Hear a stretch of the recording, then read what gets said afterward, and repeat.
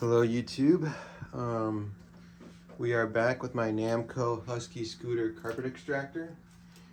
I apologize for not giving out any updates about this guy for the past month. But I'll give you guys a little, I'll let you guys know what happened. So, motor number 2, this one, 5 minutes into using it at the church the first night, started sparking.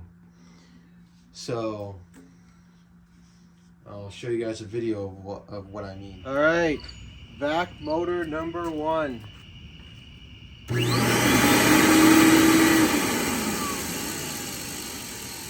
Vac motor number 2.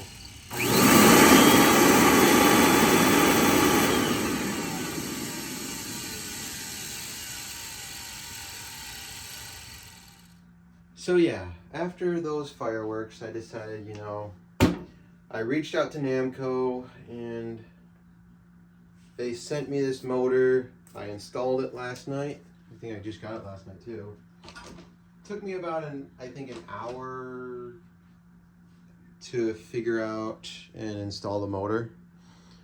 But after all that was said and done, it works great. Oops, sorry. So now new motor's installed, and last night it worked great all the way through. Extremely powerful machine, but I'm wondering how powerful it is. So we're gonna go ahead and do some measurements and see what this guy measures in at for CFM, suction, and amps. So I am interested to find out. So I have vac motor number 1 running, and just one of these motors is using 13 amps.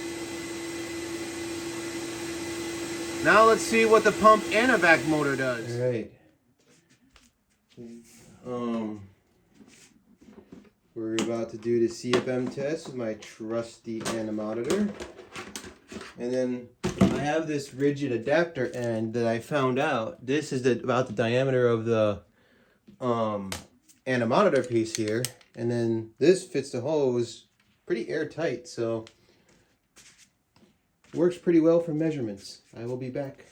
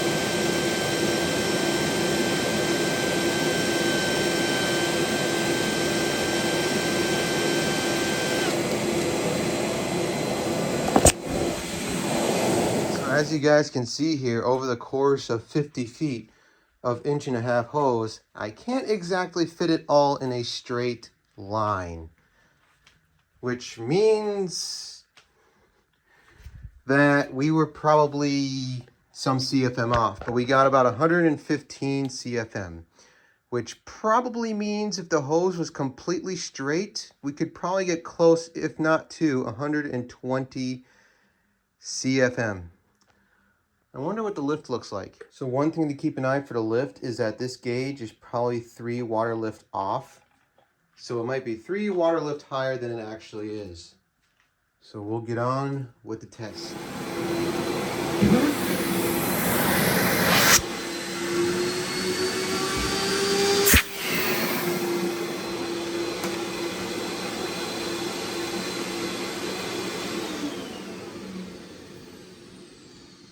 I wasn't gonna push it any harder than that, but it's safe to say that this accomplishes what it's rated for, over probably at least 200, close if not to 200 feet, 200 inches of water lift. So because it went well beyond what this guy can measure. So yeah, lots of inches of suction on this guy. Now that we've gone over what this guy draws as far as amps and vacuum power goes, let's go into what this guy does, into how this guy works. So there are 3 switches down here that control all of the 3 motors, the pump, vacuum motor number 1, and vacuum motor number 2. And then your vacuum hose hooks up to this, and then your pump hose hooks up, water hose hooks up to this. And then if we go in the back, you have this water hose here. So something about this guy is it does not have a clean water tank. It has a hose that you put into a tank, and while yes, you have to drag around a second tank if you have nothing nearby. Like I bought this 20-gallon garbage can that I use for that holds all my hoses in it. In a home, if you only need to keep it in one spot, you could just fill up a bathtub and put this in it, which is pretty neat. Or what I might do with this guy is modify it and take this screen off. I had that around here. Hang on a sec.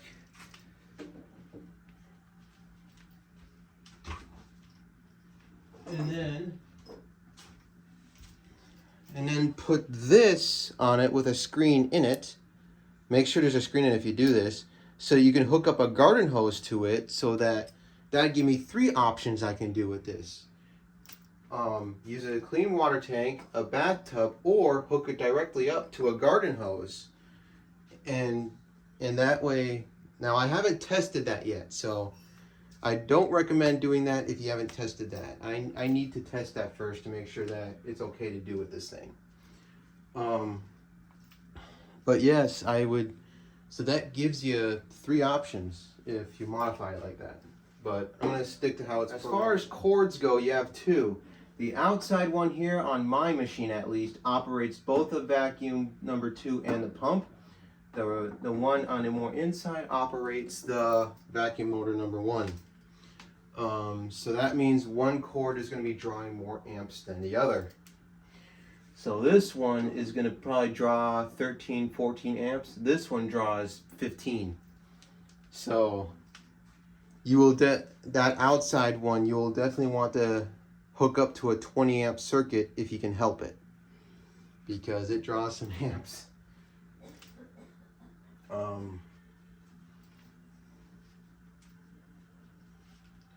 Other than that, and then this is your dump valve, which you just pull that up to dump water.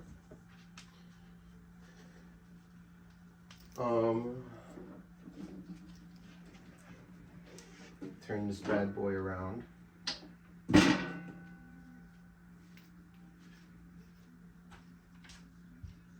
So this guy does come with its own wand, but I already have a wand with 2 jets on it, so I don't know if I'll be using this wand or not. I might just sell it.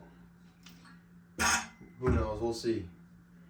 And then as far as the hoses go,